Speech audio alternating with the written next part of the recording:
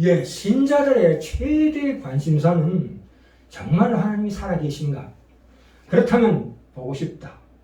직접 보여달라고 기도하기도 하는데요. 하나님을 직접 보면 죽습니다.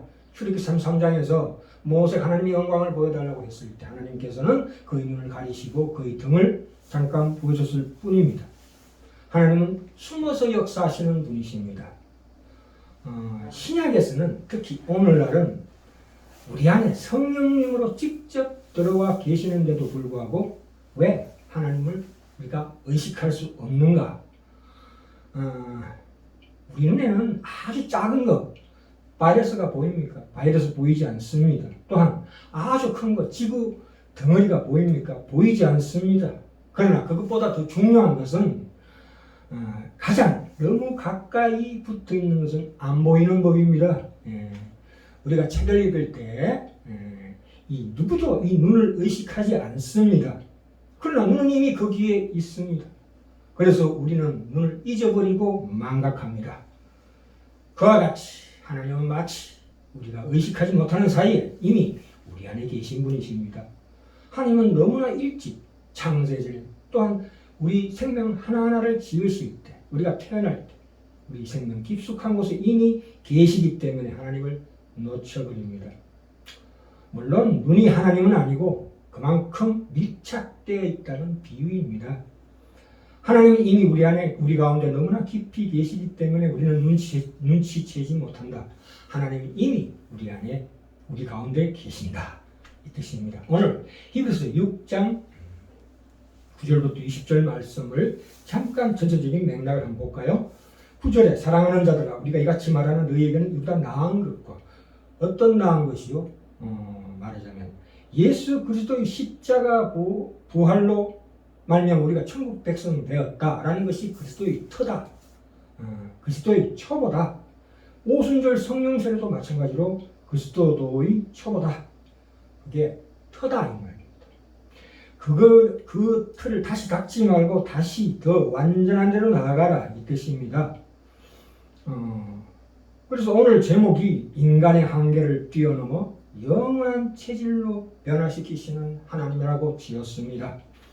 그러니까 우리가 지옥 백성에서 천국 백성으로 변화되었다는 것이 구원의 궁극적인 목표가 아니다 이 뜻입니다. 그것은 무엇이냐? 하나님께서 원래 창조하시려고 계획하고 예지하시고 예정하신 우리 사람의 모습이 말하자면 의와 진리와 거룩함으로 나아가는 하나님의 성품에 동참하는 자가 되게 하려는 데에 구원의 궁극적인 목표가 있는 것이다 이 뜻입니다. 내 인격이 내 성품이 하나님의 인격과 성품에 동참하는 데 초점이 있는 것입니다.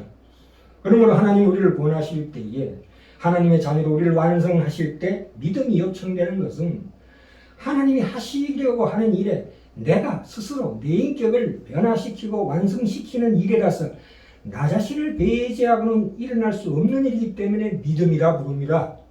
무슨 하나님이 주시는 믿음과 나의 믿음이 함께하는 믿음이죠. 하나님을 신뢰하라. 우리가 단순하게 하나님을 신뢰하라. 하나님을 믿고 의지하라는 정도의 믿음이 아니다 이 뜻입니다. 그것은 무엇이냐? 내 존재가 변하는 것이 되어야 한다. 내 존재가 변하는 것이 구원의 궁극적인 목적이다. 우리를 단순히 천국 백성 되게 하신 것보다 더 크게는 2차적인 거고 가장 중요한 것은 내 속이 변하는 것. 내 속이 안 변하고 생각도 안 변하고 본질도 안 변한다면 그것이 무슨 구원이라 부를 수가 있겠습니까? 하나님이 나를 구원하시려고 할 때에 그러니까 내가 믿어야 합니다. 그 믿음이 있어야 이 구원의 궁극적인 목적이 일어난다는 뜻이 아니고 하나님이 나를 구원하시면 나라는 사람의 본질이 바뀐다는 말입니다. 그것을 믿음이라고 합니다. 어렵지요. 로마서 4장 5장에서 이 아브라함의 예를 들어서 지금 히브리서 6장 9절에서 20절 사이에 아브라함을 예로 들고 있습니다. 아브라함이 하나님의 부르심에 언제 응했습니까? 우선 창세기 22장에서 이삭을 바칠 때야 비로소 하나님의 부름에 응했습니다. 그러나 이미 아브라함은 그 전에 창세기 15장에서 이미 하나님께서 복 주시기로 하셨습니다. 씨를 주셨다 이 말입니다. 주셨는데 받았는데 얼마나 오랜 세월 지나서야 비로소 그 열매가 맺힌데 그 열매가 무엇입니까? 창세기 22장에서 이삭을 제물로 바치는 데까지. 그렇게밖에는 하나님의 사랑을 표현할 방법이 없기 때문에 그런 방법을 쓰신 것입니다. 그러니까 아브라함이 이삭을 바칠 때에 하나님의 그 부르심에 응했다는 것입니다.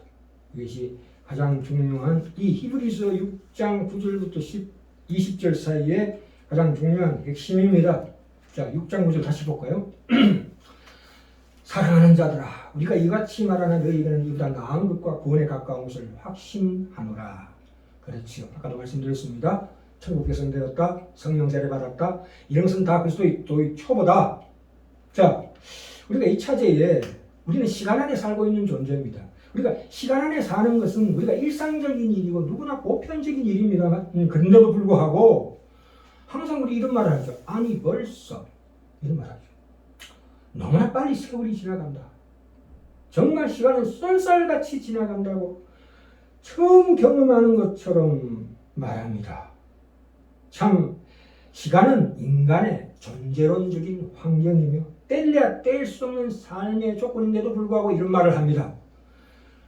전도서 3장 11절에 나옵니다. 사람에게 영혼을 사모하는 마음을 주셨느니라. 사람은 본래 이 시간 안에 살아야 할 운명이 아니었다는 것을 말해주고 있습니다. 사람은 차라리 시간이 아니라 그 영혼에 알맞은 존재로 지음받았다. 우리가 그렇게 이해해야 합니다. 시간은 참으로 어두운 겁니다. 사실은.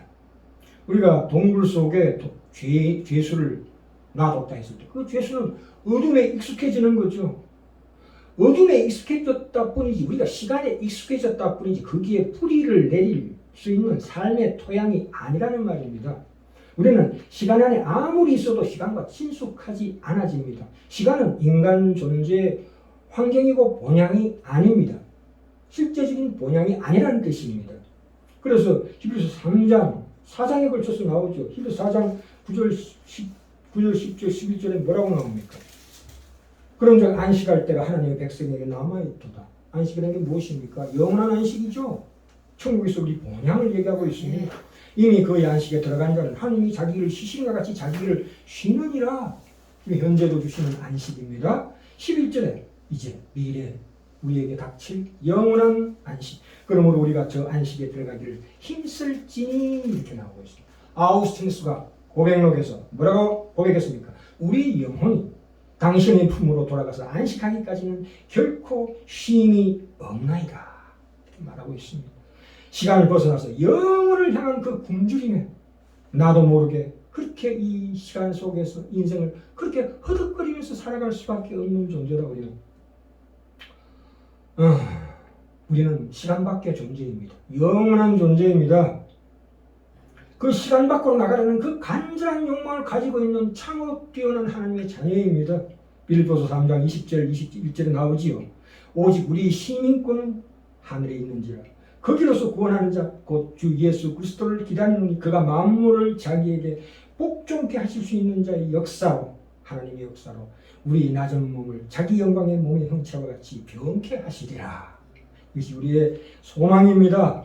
6장 9절부터 20절 사이에 무수히 나오는 소망이라는 말이 있죠. 그 소망은 하나님의 약속, 그 약속들을 기업으로 받는 자들을 본받게 하기 위해서 하나님 주신 것입니다. 자기를 가르쳐 맹세하고 그 맹세로 보증까지 하십니다.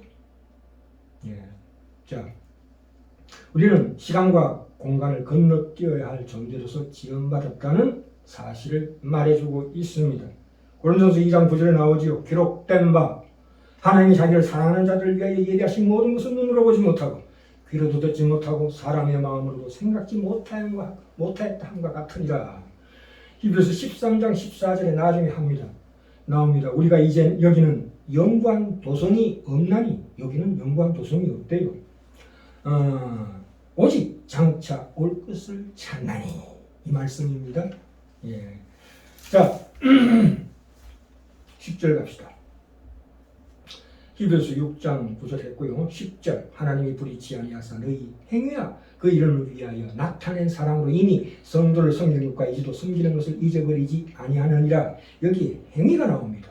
아까 로마서 4장에서도 행위가 아닌 믿음의 의다 이렇게 말하고 있는 것처럼 여기에서 이 너희 행위와 그 이름을 위하여 나타낸 사랑이라는 것은 우리가 행한 행위의 값이 아닙니다.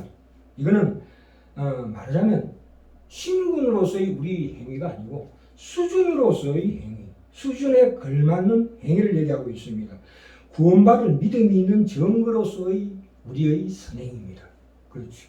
내 존재가 변화되어서 나타나는 어떤 덕스러운 믿음의 행동이다 이 뜻입니다. 우리는 그리스도와 닮은 작은 그리스도로서 하나님의 아들의 생명으로 살아가게 됩니다. 요한에서 3장 2절에 정확하게 나와 있습니다. 사랑하는 자들아 우리가 하나님의 자녀가 장래에 어떻게 될 것은 아직 나타나지 아니하였으나 그가 나타내심이 되면 우리가 그와 같을 줄 안답니다. 누구와요? 예수 그리스도와 같을 줄 안답니다. 그의 계신 그대로 볼 것을 이나미니 말씀하고 있습니다.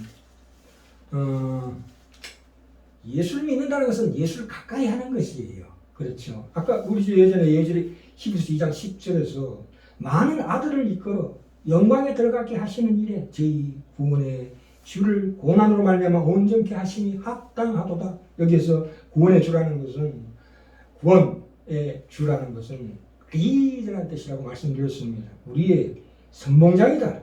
그렇죠. 그래서 바울이 뭐라고 그랬습니까? 우리의 운명이 우리 노력과 능력에서 결정되는 게 아니다. 우리가 군대에서 줄을 잘 서라는 말이 있습니다. 이 줄을 잘 서야 우리 인간의 운명을 결정하는 결정적인 초점이다. 이 말입니다.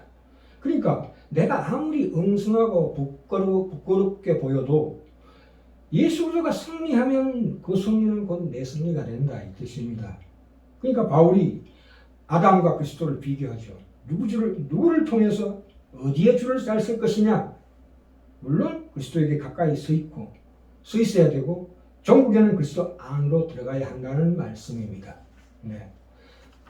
우리가 이 11절 12절 볼까요? 우리가 간절히 원하는 것은 너희 각 사람이 동일한 부지런을 나타내어 끝까지 소망의 풍성함에 이르러 게으르지 아니하고 믿음과 오래 참음으로 말미암아 약속들을 기업으로 받는 자들을 본받는 자 되게 하려는 것이니라.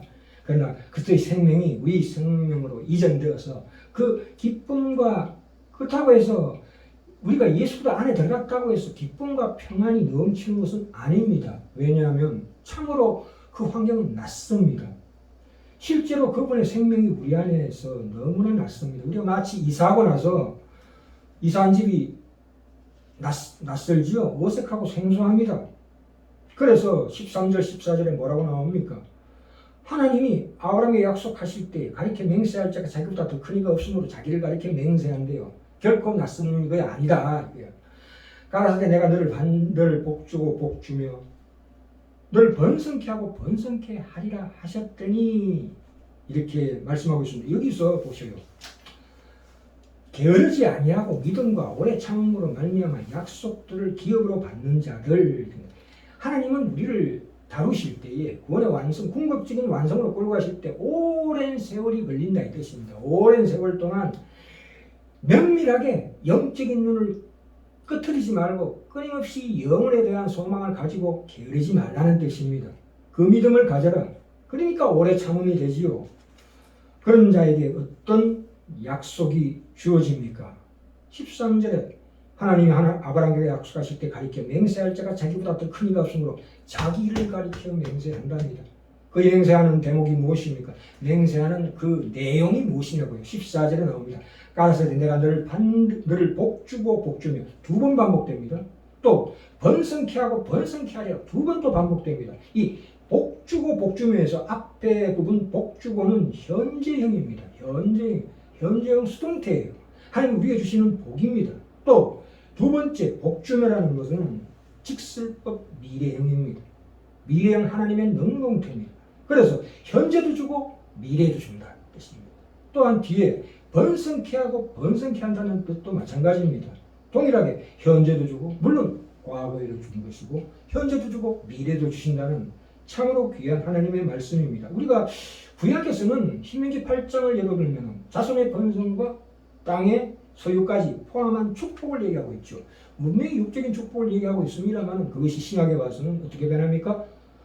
그것도 우리의 기업을 주시는 하나님이 주는 영적인 복을 대변하고 있는 대목입니다. 그렇지요. 우리가 궁극적으로 그리스도로 말미암아 신자들이 무수히 번성할 것을 예언하는 말씀이십니다. 가랴서 2장 16절에도 있죠.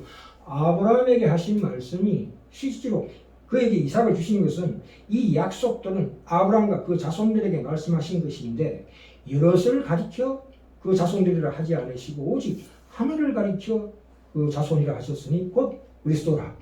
그리스도 안에 있는 모든 자들에게 주시는 하나님의 축복의 말씀입니다. 자, 더 나가볼까요? 우리가